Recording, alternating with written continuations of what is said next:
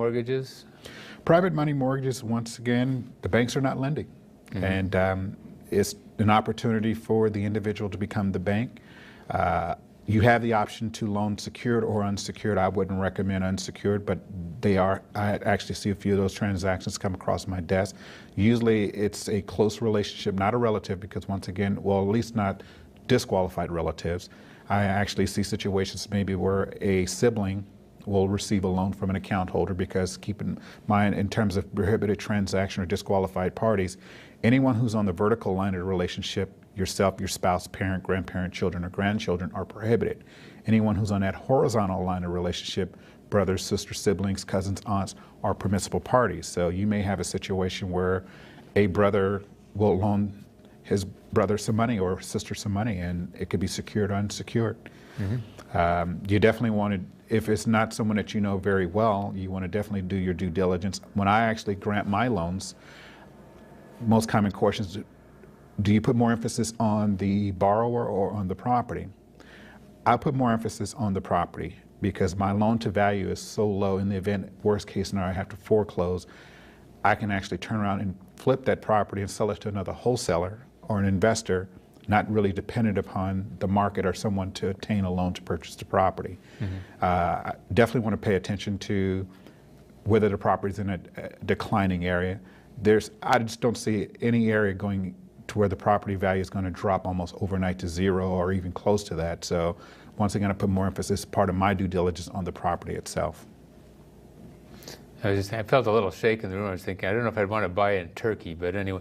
Well, overseas, and that's a good point. Overseas real estate investments is allowed as well. So that's something that, what you want to be careful with that is, although the rules will allow for that type of transaction, you may have some conflicting rules as it relates to laws or rules in another country that may not make it permissible. So you definitely want to do your research there. Right.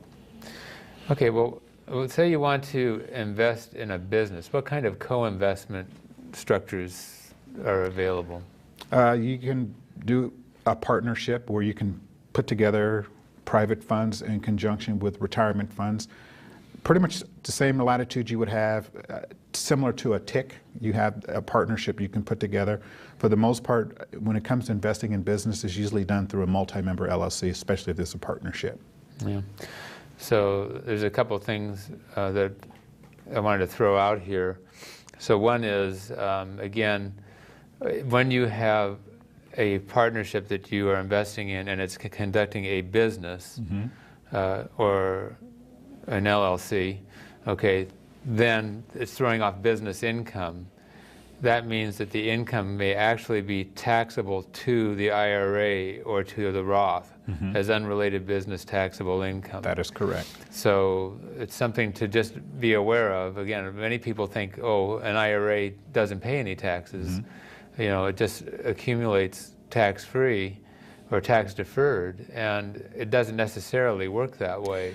And that's where, once again, it's important, if you're going to go into any type of partnership or structure, is some people feel that they don't need to consult with a CPA or an attorney, but it's really important to understand, especially when it comes to UBTI, whether, based on the structure of how you set everything up, is your transaction going to be suspect to or susceptible to that type of transaction or that type of tax. So once again, you won't know until you actually put that in front of a professional for them to review it for you. Right. Another alternative is a C corporation. So a C corporation, what happens is that the income doesn't pass through. And so the corporation does pay a tax itself. And of course the concern is, can there be a double tax? If the entity, again, that owns it is a Roth, of course the Roth is not subject to income tax. A C corporation can pay a dividend to a Roth. That dividend is not subject to income tax. It's not unrelated business taxable income. So a C corporation can be a better way for these particular types of entities to hold a business. And it's funny you mention that. Actually, there's a CPA that I did a joint presentation with on the subject of taxation relative to real estate investment and to avoid certain taxes.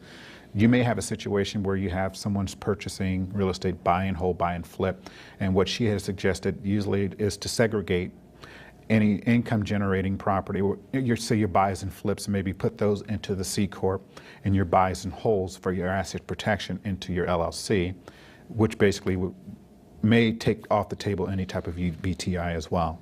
Yeah. So anyway, it's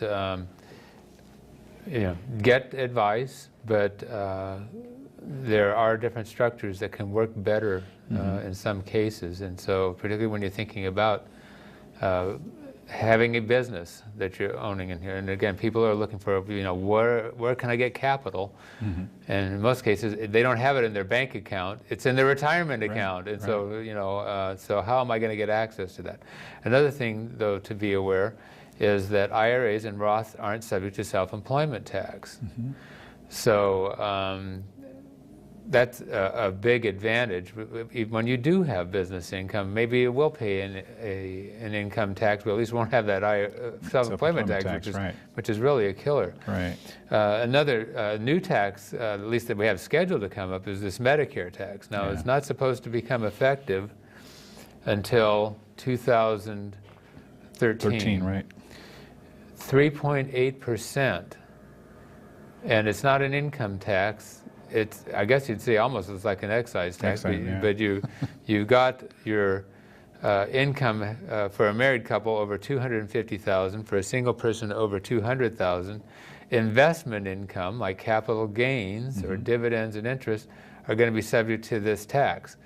If the income is distributed from an IRA, it's not subject to the tax, and of course Roths are tax-free. All the more reason why to move forward with Roths are great. Right. So the Roth conversion, this, again, even though we don't have the special rule we had for 2010, something to think about, because you can actually move money. Yes, it is taxable, but the tax rates are fairly low right now compared to history, and who knows where it's going. Right, and then I'd much rather pay taxes on a $100,000 investment or a $100,000 IRA opposed to $400,000, and that's usually you pay now or pay later, which is going to be the more expensive route, is usually the way I usually explain it to my clients. Yeah, and if you can make it grow. So anyway, you got to come up with the money to pay the taxes. All right. Okay, well, maybe this is a trick question for you, but it's a question that comes up to me, and that is, can I exercise a stock option at work, like a non-qualified stock option or an incentive stock option, and have the stock go into my IRA and avoid or postpone the tax? That would be considered a disqualified or prohibited transaction. Yeah. So it just can't. Really what it is the option is personal to the employee. Right. It is. And so the IRA can't exercise an option for you. And another way to look at it is that this option is usually through the employee. Yeah. And the fact that the employee is even involved is going to be a problem. So when you're using a self-directed IRA, any investment you make has to be in a quote-unquote new asset, something that you as the accountant had no vested interest or any ownership interest in that asset. Right. Okay. So maybe you can give us some examples of some really great successes of investing in alternative investments using an IRA or a Roth. I would say the most successful, pretty much all the different asset classes I've seen successes, I've seen some failures, but pretty much all the successes for those who actually had done their due diligence, they're knowledgeable and educated in all different areas. Seen some great successes in precious metals, the foreign currency, private placements in all areas, definitely in real estate, buys and flips. I've seen, of course, a lot of people get hurt recently in the last couple of years when it came to buy and flip, just based on how the transactions were structured. Private lending, I've seen some problems. And I didn't see any losses, but there were some delays in terms of the payout, just based on the due diligence or how they structured their deals. But for the most part, I can actually say in terms of a success, they didn't lose their principal. Well, that's good news. Maybe you can talk for a few minutes about prohibited transactions. Okay. Prohibited transactions, there's certain rules in accordance to IRS Code 4975 that you cannot do, and that also includes who you can and cannot do business with. You cannot take possession of any asset that you own. You cannot, whether it be directly or indirectly. I get a lot of clients, for example, they say, I'm looking to invest in this antique car. And they'll ask me maybe one question in 5 different manners, trying to figure out, a way to get around whatever the rule may be. And just to keep in mind, if you're going to take possession, whether it be directly or indirectly, possession of that asset or receive any form of immediate benefit, it's a prohibited transaction. So you can't buy that Model T and take it out for a spin. You can't. Now, there's an exception to that. I had a client that asked me during one of my presentations where he's looking to purchase an antique Ferrari. And pretty much understanding IRS Code 4975, the key component that made it a permissible transaction, and he said, if I was to purchase this property this car through my IRA, and there's a third-party commercial garage that houses antique cars, they're going to bill me either monthly, quarterly, annual, whatever the case may be. I'm presenting that to you as the administrator to pay that cost. Is that a permissible transaction? And actually, because of that component, it is a permissible transaction because he is not taking possession of that car. Right. So you can't take possession, but it makes some of these business transactions that we're talking about kind of tricky. So,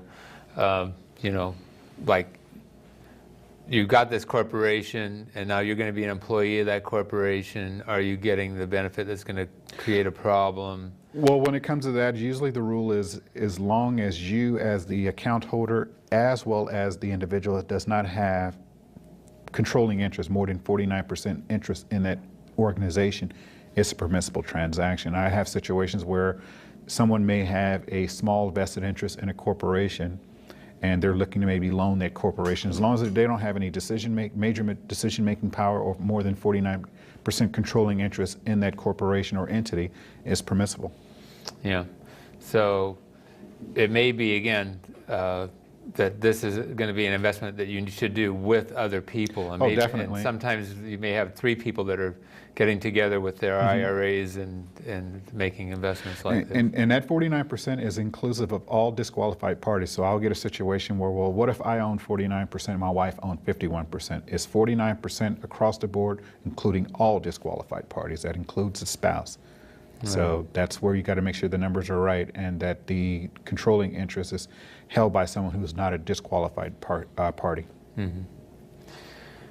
Okay.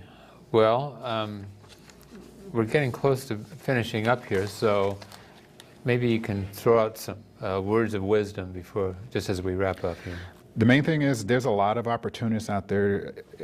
The word is getting out in terms of what they say is what, $4.3 trillion in terms of retirement funds, at least in terms of retirement funds, not including pension funds. So the word is out that there's that capital out there. There's some people, unfortunately, are desperate.